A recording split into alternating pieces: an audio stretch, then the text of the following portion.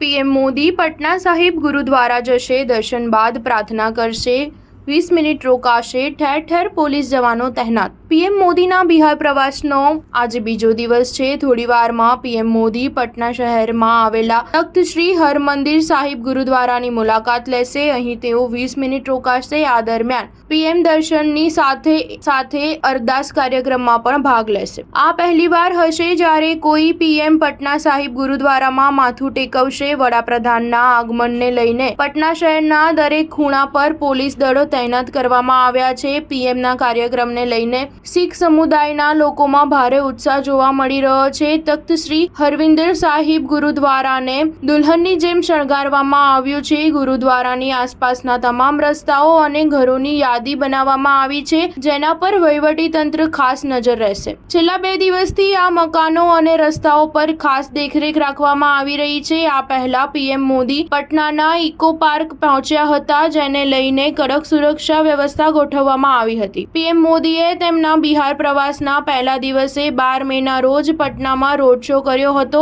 ઇતિહાસમાં પહેલીવાર પટનામાં વડાપ્રધાનનો road show થયો। 2 કિલોમીટર લાંબા રોડ શો દરમિયાન મુખ્યમંત્રી નીતિશ કુમાર, પટના સાહિબના બીજેપી ઉમેદવાર રવિશંકર પ્રસાદ અને ડેપ્યુટી સીએમ સમ્રાટ ચૌધરી ભગવા રંગની કારમાં પીએમ મોદી સાથે હાજર હતા। સ્ટાર ન્યૂઝ 7 હંમેશા સચ્ચાઈની સાથે।